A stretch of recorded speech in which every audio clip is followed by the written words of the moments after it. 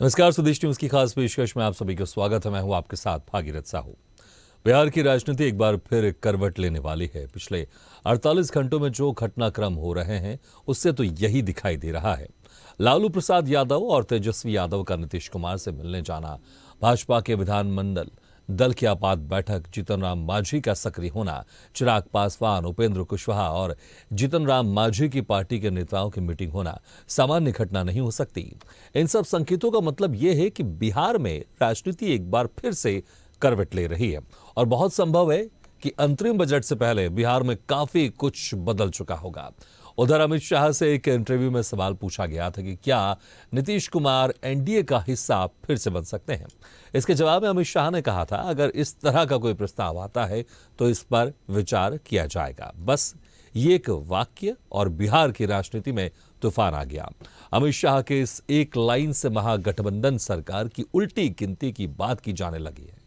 इसी बीच मध्य प्रदेश के CM doctor Mohan Yadav का बिहार दौरा, जिससे भी कई राजनीतिक कयासों को जन्म मिल रहा है। माना जा रहा है कि भाजपा एमपी के सीएम के जरिए यादव मतदाताओं को आकर्षित करने की कोशिश में जुटी है। जानकारों की माने तो बिहार में हुए जातिगत सर्वे के मुताबिक आगामी आम चुनावों के लिए यादव वोटर ज्यादा मायने रखते हैं। सर्वे में उनकी संख्या ज्यादा बताई गई है। बीजेपी नेता मानते हैं कि मोहन यादव की सियासी प्रगति से बीजेपी के कार्यकर्ता अवगत होंगे, उनमें एक नए उत्साह का संचार होगा। आरजेडी क्या समझेगी कि मोहन यादव के आगमन से हमें क्या फायदा हो रहा है। बीजेपी नेता ने कहा कि एक साधारण पार्टी कार्यकर्ता से लेकर एमपी के सीएम तक यादव की प्रगति ने पार्टी कार्यकर्ताओं को इतना प्रभावित किया कि वो उन्हें सुनना चाहते हैं, देखना चाहते हैं। मोहन यादव को बिहार बुलाने के पीछे बीजेपी की बड़ी रणनीति है। लालू यादव के सी यानी कास्ट फैक्टर को बीजेपी वाई यानी यादव समीकरण से मात देगी। मोहन यादव का बिहार दौरे से यादव वोटरों में ये संदेश देने के लिए काफी है कि बीजेपी में कोई भी यादव कभी भी बड़े पद पर जा सकता है। बीजेपी में कार्यकर्ता मायने रखता है। बीजेपी में ये नहीं मायने रखता कि कौन किसके कितना करीब है। यहां पर कार्यकर्ता एक तरह से सर्वोपरि होता है। हालांकि विपक्ष के कई नेता मानते हैं कि राजद अब मुस्लिम यादव की नहीं बल्कि ए टू जेड की पार्टी है। ध्यान रहे कि हाल ही में लालू की सियासी विरासत संभालने वाले तेजस्वी यादव ने ए टू जेड का नारा दिया था।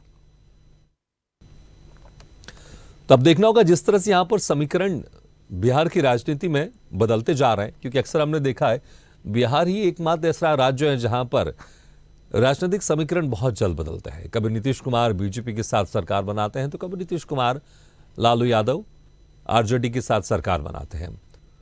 इस बार देखना होगा, क्योंकि अभी जो नीतीश कुमार की सरकार चल रही है वो आरजेडी के साथ मिलकर चल रही है। आरजेडी के साथ गठबंधन में सरकार है। लेकिन जिस तरह से अभी पिछले 48 घंटों में कुछ घटनाक्रम हुए हैं, जिसमें लालू प्रसाद यादव और तेजस्वी यादव का नीतीश कुमार के साथ बैठक करना, तो वहीं अगर विपक्ष की तरफ से बात कर लें, भाजपा के विधानमंडल दल की आपात बैठक, जीतन राम मांझी का सक्रिय होना, चिराग पासवान, उपेंद्र कुशवाहा और जीतन राम मांझी की पार्टी के नेताओं की मीटिंग होना, ये कोई एक नॉर्मल प्रक्रिया नहीं है, सामान्य घटना नहीं है। उसके बाद से लगातार कयास लगाया जा रहा है। फिर मध्य प्रदेश के मुख्यमंत्री मोहन यादव का बिहार दौरा, इसको लेकर तमाम कयास भी लगाए जा रहे हैं। चलिए इसी खास मुद्दे पर हम चर्चा शुरू करते हैं और चर्चा करने के जो मेहमान हमारे साथ मौजूद है, मैं उनका आप लोगों से तारुफ करा देता हूं।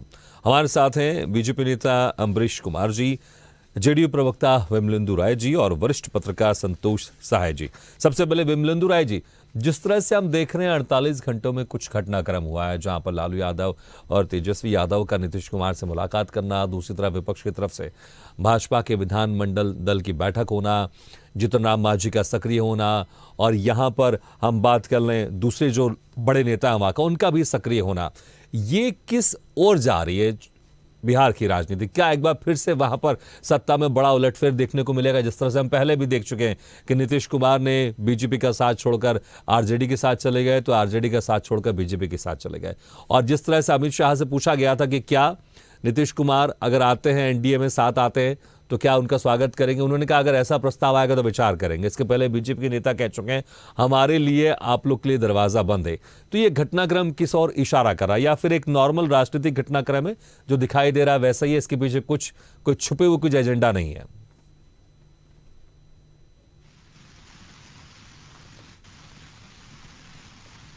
बीजेपी का क्या घटनाक्रम है। बीजेपी के विधानमंडल की बैठक होती है। हम्म।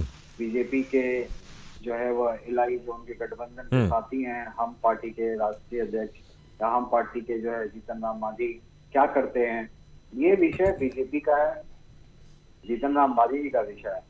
जनता दल यूनाइटेड का इसमें कोई विषय नहीं है। नहीं, वो तो जब बीजेपी के नेता ये जुड़ेंगे मैं उनसे पूछूंगा अभी, लेकिन ये नहीं, सारे घटनाक्रम है बीजेपी का क्योंकि देखिए मैं वही कह रहा हूं कि देखिए, लालू प्रसाद यादव है, तेजस्वी यादव का नीतीश कुमार से मुलाकात करना, कुछ ऐसा माहौल बन रहा है कि शायद सत्ता में कुछ परिवर्तन कोई हो माहौल सकता नहीं है। बन रहा। ये एक देखिए, अब माननीय नीतीश कुमार जी का लालू यादव से मिलना, तो महागठबंधन के हमारे साथी हैं, हम्म। तो हम तो मिलेंगे ही ना। रेगुलर इनके बात वार्ता तो होगी। और महागठबंधन का इंडिया अलायंस के साथ जो अभी गठबंधन है पूरे देश में, उससे बहुत सारी चर्चाएं हो रही हैं। तो मेन तो लेकिन वो उसमें एक हमारा बड़ा होगा ही पद है, होगा। संयोजक पद नीतीश कुमार जी को बीजेपी अब दिया क्या जा रहा बयान था, देती है, ये उन्होंने उसको बीजेपी का एक्सेप्ट अपना नहीं किया। विषय है। अब भागीरथ जी, मैं यही कह रहा हूँ कि बीजेपी का जो अपना बयान है वो बीजेपी का अपना बयान है। उस बयान पे मैं क्या प्रतिक्रिया नहीं, मैं दूंगा, संयोजक पद बीजेपी की के बात लोग कर रहा उसको हूं, मैं बयान दें। संयोजक पद की बात कर रहा हूं। आप अलायंस की बात कर रहे हैं, इंडिया अलायंस पे नीतीश कुमार जी को संयोजक पद पे संयोजक तो पद दिया चर्चा जा हो रहा था, गई। उन्होंने उसको एक्सेप्ट भी नहीं किया। इसलिए फिर ये सारी संभावना नहीं, मीडिया वाले या हम लोग इसको संयोजक पद तलाश पे कर तो रहे हैं, कहीं कुछ हमारा स्टैंड, परिवर्तन तो नहीं हो रहा है।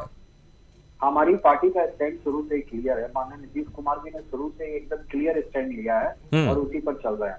उन्होंने एक ही बात कही, शुरू में भी कहा कि हमें किसी पद की जरूरत नहीं है, हमें किसी पद की लालसा नहीं है, हम सिर्फ इंडिया गठबंधन को पूरी तरह मजबूत करना चाह रहे हैं और ये पूरे भारत स्तर पर, पूरे इंडिया स्तर पर जो है ये हम कर रहे हैं और उसी कार्य में वो लगे हुए हैं।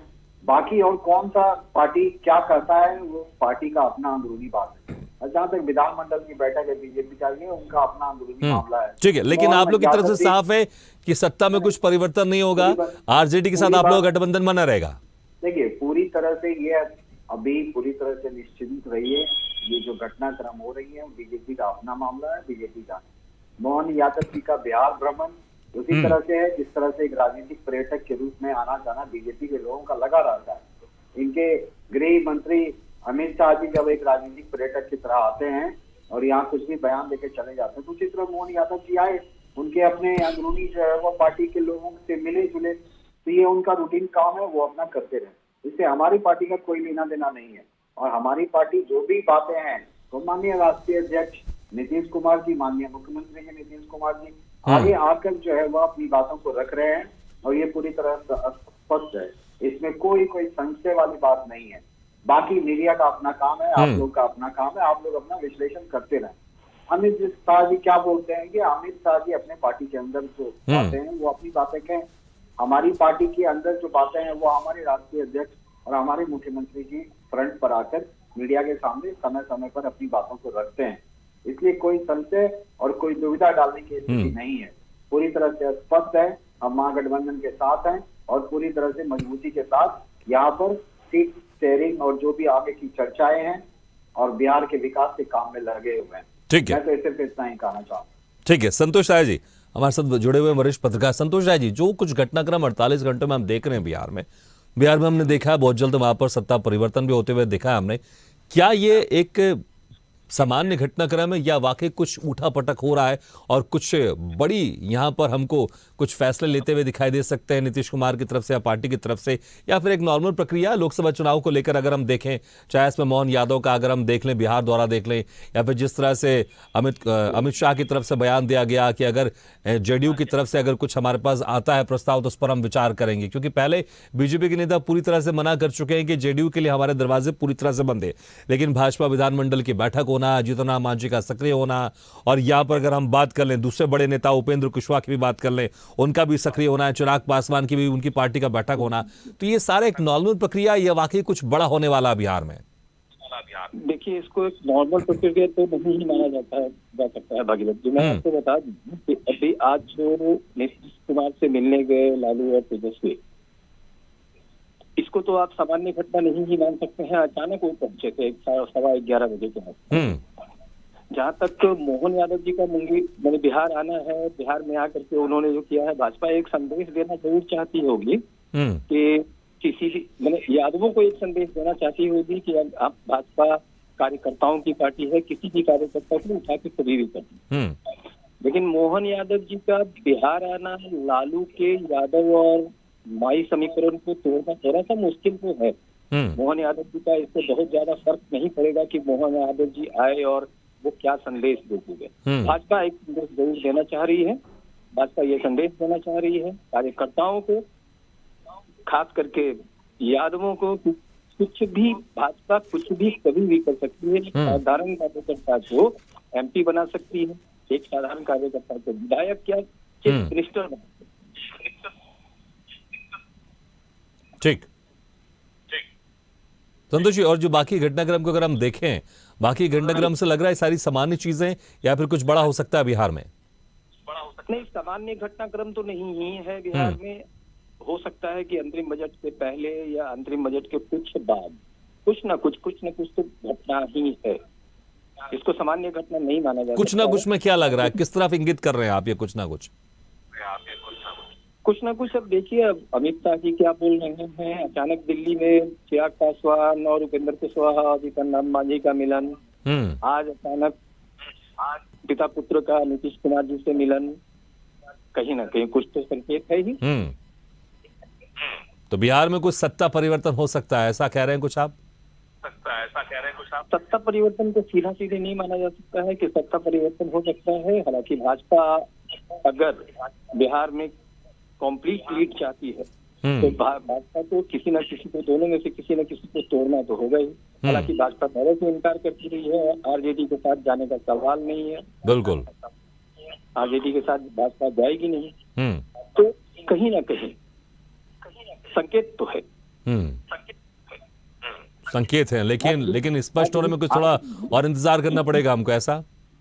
नीतीश कुमार के काफी करीबी रहे प्रशांत किशोर ने आज भी कहा है, आज भी बेगूसराय में वो अपना जब भ्रमण कर रहे थे तो अपने भ्रमण के दौरान उन्होंने कहा था कि नीतीश कुमार की पलटी मार राजनीति जो है वो ज्यादा दिन तक नहीं चलेगी और हालिया दोनों में कुछ आपको देखने को मिल सकता है। ठीक है, हमारे साथ संतोष ताया जी। देखिए, जिस तरह से अगर हम मोहन यादव की बात कर लें, क्योंकि जब से मध्य प्रदेश में मोहन यादव के यहाँ पर मुख्यमंत्री पद की कमान सौंपी गई तो उसके बाद से कयास लगाए जा रहे थे कि शायद लोकसभा चुनाव को देखते हुए यहाँ पर एक खासी रणनीति भी बनाई गई जिसका असर उत्तर प्रदेश में, क्योंकि वहां पर भी अच्छे खासे यादव वोटर्स हैं, बिहार में भी यादव वोटर्स हैं, तो ये रणनीति बीजेपी की आपको लगता है कि बिहार और उत्तर प्रदेश में थोड़ी कारगर होगी?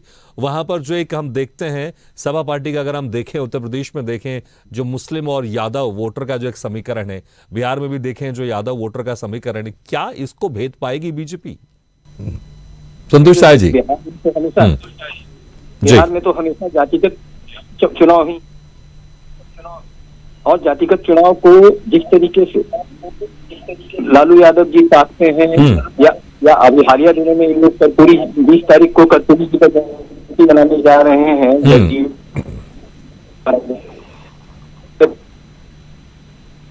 ओबीसी और साधने के लिए नहीं किया जा रहा है, कोई किया जा रहा है।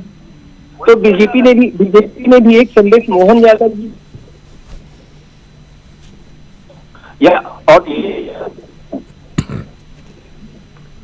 बीजेपी ने भी दिया है, क्योंकि यादव बिहारी यादव है, वो लालू को अपना लालू को करीब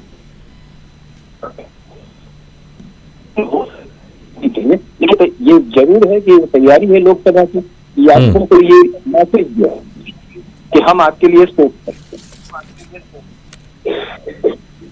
ठीक है संतोष जी, थोड़ी सी आपकी आवाज में समस्या आ रही है, हम प्रॉपर थोड़ा सुन नहीं पा रहे हैं, हम दोबारा आपसे संपर्क साधने की कोशिश करते हैं कि जिस तरह से यहाँ पर घटनाक्रम हो रहा है पिछले 48 घंटों में, जिस तरह से लालू यादव नीतीश कुमार का मुलाकात होना, साथ में तेजस्वी यादव भी थे, तो वहीं दिल्ली में बड़े बड़े जो बिहार की राजनीतिक पार्टी जीतन राम मांझी, उपेंद्र कुशवाहा, चिराग पासवान, इनकी पार्टी की भी बैठक होना और इसको लेकर यहाँ पर चर्चा चल रही है। जिस तरह से प्रशांत किशोर हैं जो एक जमाने में नरेंद्र मोदी के साथ भी रहे हैं, और लेकिन अब जिस तरह से उनका बयान आया कि जो नीतीश कुमार की राजनीति वो ज्यादा दिन तक नहीं चलेगी। हमारे साथ फिर से जुड़ गए विमलेंदु जी। विमलेंदु जी, आपको मेरी आवाज सुनाई दे रही है?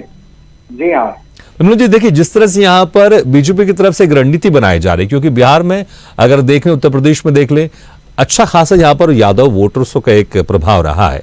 और जिस दिन से मध्य प्रदेश में मोहन यादव को मुख्यमंत्री बनाया गया था, ऐसा माना जा रहा था कि लोकसभा चुनाव को देखते हुए एक बीजेपी की एक रणनीति भी है यहाँ पर कि बिहार और उत्तर प्रदेश के जो यादव वोटर्स हैं उसको लेकर यहां पर एक बड़ा एक फेरबदल किया गया। तो आपको लगता है कि मोहन यादव का असर उत्तर प्रदेश और बिहार के यादव वोटर्स पर पड़ सकता है?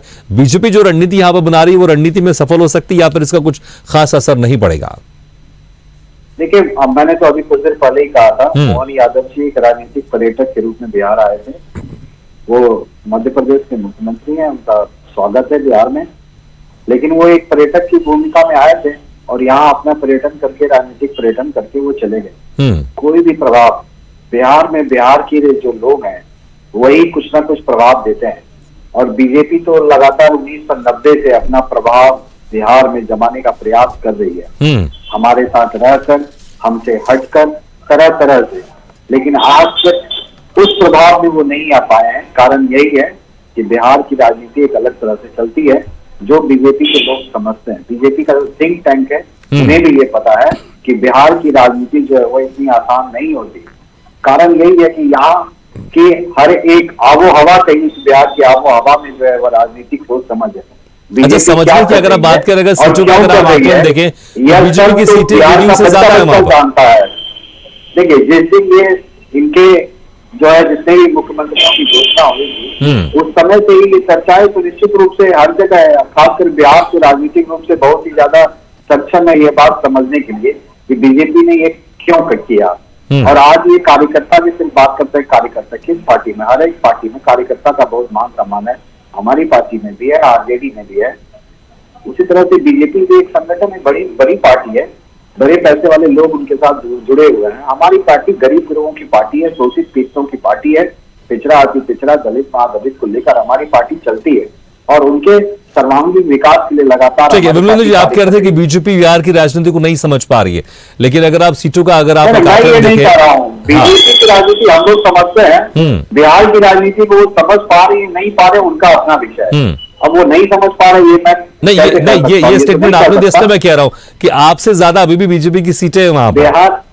बिहार कहाँ पे सीटें? हमारे साथ जो गठबंधन है उस गठबंधन में रह के ना सीटें लाए। अकेले अपने चुनाव पे जो अपने दम पे जब चुनाव लड़ा था इन्होंने 2015 में, उस समय की सीटों का आकलन कर लीजिए, 2010 की सीटें इनसे पूछ लीजिए, 2009 की सीटें पूछ लीजिए, हमेशा बीजेपी की सीटें कम आई हैं, क्योंकि इनका जो वोट जो कहते हैं ये वोट बैंक, हम नहीं कहते, ये बीजेपी के लोग कहते हैं कि मेरा इतना वोट बैंक है और इस वोट बैंक पे जो है वो हम भारत की राजनीति, बिहार की राजनीति करते हैं। तो उसी की बातें करें।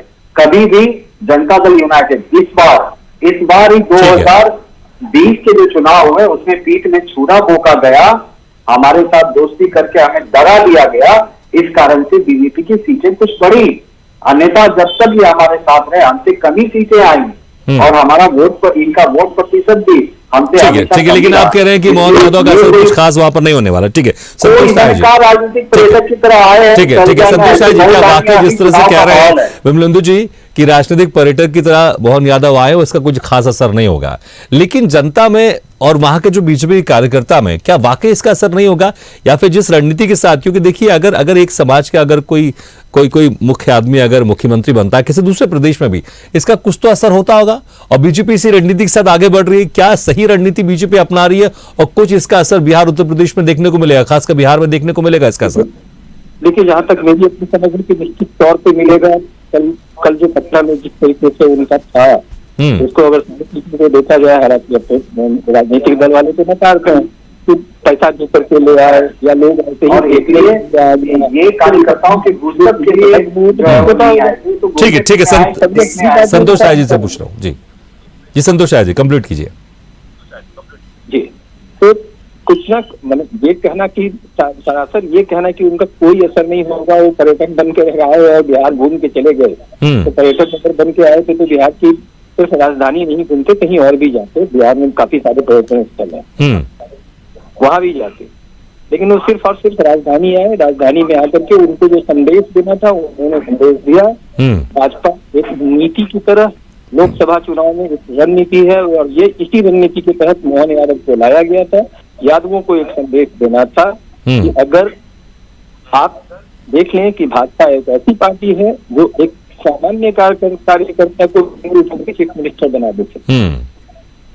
ठीक है ठीक है ठीक है ठीक है। तो जिस तरह संदेश यहाँ पर बीजेपी ने दिया, देखना होगा इसका असर यहाँ पर कितना फायदा होता है बीजेपी को। बहुत बहुत शुक्रिया आप दोनों मेहमानों का, विमलेंदु जी और संतोष राय जी, बहुत बहुत शुक्रिया हमारे इस खास चर्चा में शामिल होने के लिए। तो जो घटनाक्रम बिहार में हो रहा है, उस घटनाक्रम का क्या असर होगा बिहार में, और बीजेपी ने जिस तरह से यहाँ पर रणनीति बनाई, मोहन यादव को वहां पर भेजा दौरे को लेकर, तो देखना होगा इसका असर कितना होगा। और खासकर लोकसभा चुनाव में, क्योंकि कुछ महीने बाद वहां पर लोकसभा चुनाव है, तो वहां पर बीजेपी यादव वोटर्स को अपनी तरफ किस तरह से आकर्षित कर सकती है, और जो ये रणनीति यहां पर बीजेपी की दिखाई दे रही है, इससे कितना फायदा होगा।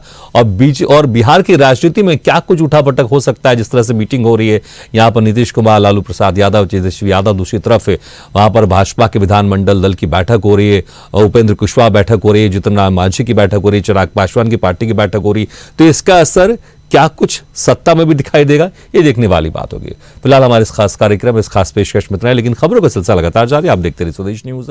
सबसे पहले देश।